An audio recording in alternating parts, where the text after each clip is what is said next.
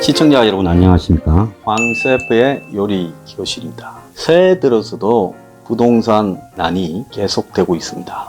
부동산 가격이 새해 들어서도 올라가고 있고 또 월세 전세 난도 지속되고 있습니다.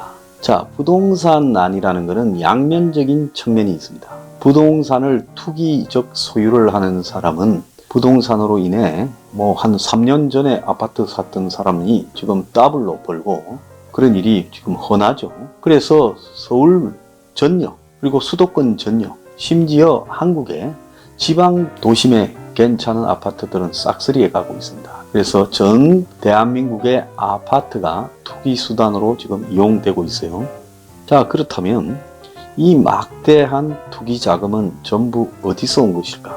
자, 대한민국에 3,000조가 넘는 자금이 있고 그 중에 한 1,000조 정도가 부동자금으로 시중에 숨어 있다가 나왔다고 합니다. 심지어 은행에서 대출해준 수많은 돈들도 저금리에 빌릴 수만 있으면 빌려가지고 집을 사는데 최근에야 은행 대출을 제한하지만은 요 근래까지는 집을 사게 되면 돈 뗄 염려가 없으니까 은행들이 많이 대출해줬어요. 그래서 자기 돈 조금하고 전세 끼고 해서 집을 투기하는 일들이 비일비재했습니다. 그래서 이 부동산으로 매덕 단위의 돈을 벌 동안에 한편으로는 집이 없어서 또 집을 못 사서 헤매는 수많은 서민들과 청년들의 이 한숨이 있습니다. 그래서 도박판에 누군가는 돈을 따서 웃고 누군가는 거기에서 패자가 되어서 울고 있지요. 근데 우리가 부동산 문제가 매우 좋지 않은 사회 현상이라는 것은 이것은 일종의 불로소득. 그 사람들은 불로소득이다 하지 않을 겁니다. 은행에 돈 빌려 다녔고 또 돈 여기저기서 땡기고 또 부동산을 투기하러 발품을 팔았다. 어떻게 이게 불로소득이냐? 이렇게 말을 할 수 있겠죠. 하지만은 가장 한 사회를 좀먹는 나쁜 사례들은 대부분 투기로 앉아서 노동 없이 돈을 버는 겁니다. 그래서 미국의 2008년에 서브프라임 모기지 론으로 시작된 미국의 금융위기도 한마디로 부동산이 폭등하면서 벌어졌다가 거품이 꺼지면서 생긴 일이고 또 그 이전에 있었던 일본의 그 유명한 1991년에 시작된 잃어버린 20년도 부동산 폭등으로 시작되었다가 거품이 꺼지면서 일본 사회가 20년, 좀 30년까지 데미지를 입고 있는 일이죠.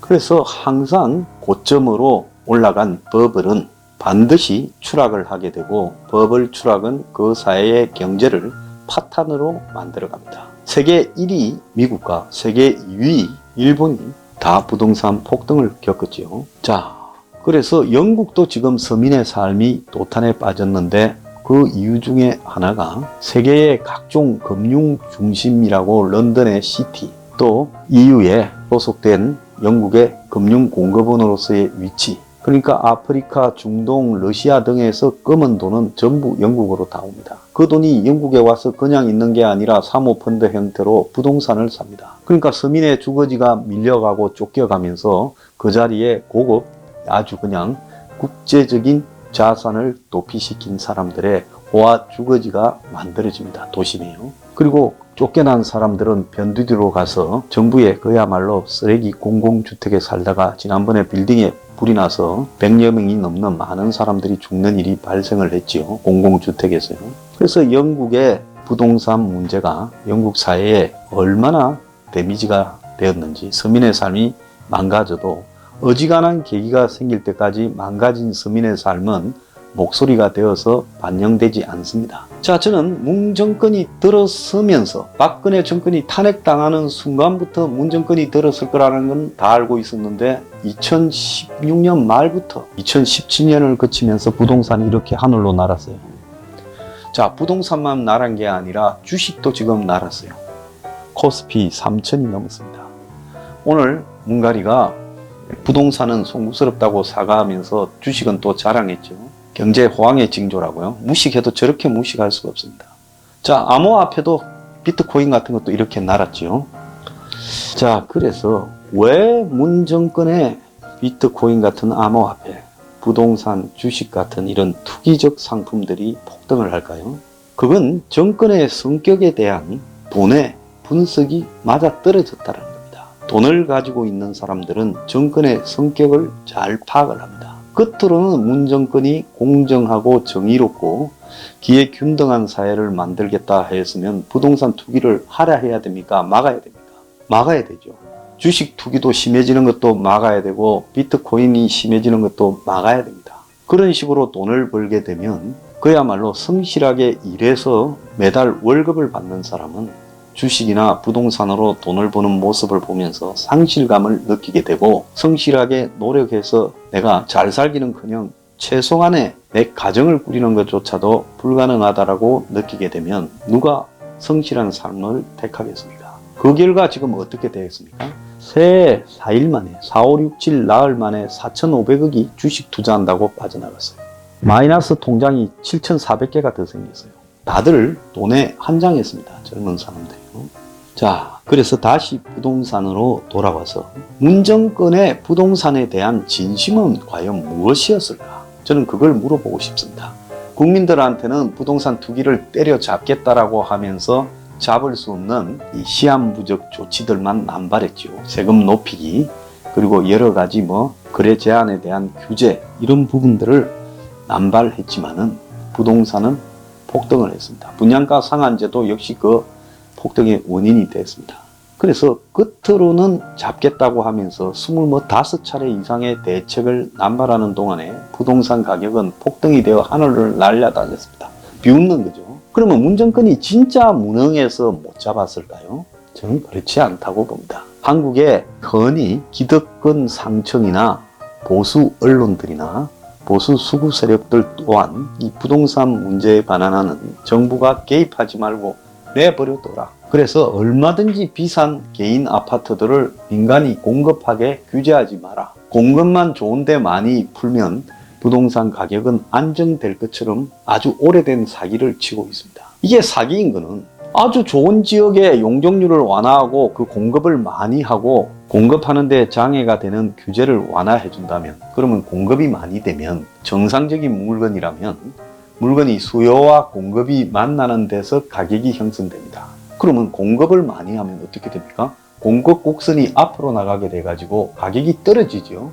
근데 부동산은 공급을 많이 하면 가격이 떨어지느냐? 아닙니다. 한국의 아파트는 공급이 많아질수록 더 투기판이 커져가지고 판돈을 1억 가지고 도박하다가 마치 판돈 100억짜리 도박판처럼 되어서 투기 성향이 더 강해지죠. 그래서 현재와 같은 식의 방식, 지금 강남에 5,668만 원인가 정부가 승인해준 부동산 가격이 있어. 반포예요. 정부가 승인해준 거예요. 거기에 공사비는 한 780만 원 정도인데 땅값이 무슨 4천 몇백에다가 무슨 간접비까지 해가지고 그 가격이 형성됐습니다. 자, 강남에 그렇게 화롭게 짓는 부동산의 공사비가 700 몇십만 원이라면 제가 국가적 주택 원가 판매에서 해당되는 350만 원의 집을 공급할 수 있다는 말이 100% 맞는 이야기겠죠. 그래서 문제는 공급이 많아지면 가격이 내려가야 되는데 한국에는 공급이 많아질수록 부동산에 기름을 더 붓는 겁니다. 불이 활활 타올라서 더 올라갑니다. 그래서 올라간 가격이 분양 가격이 됩니다. 그래서 문 정권은 이런 부분을 안 하겠다라고 말을 해왔습니다. 그런데 실상은 어떻게 돼가고 있습니까? 그전에요, 문가리가 부동산에 대해서 입장을 바꾸어 온 것을 한번 짚어보겠습니다. 2019년 11월에는 부동산을 잡겠다, 정부가 자신한다 했습니다.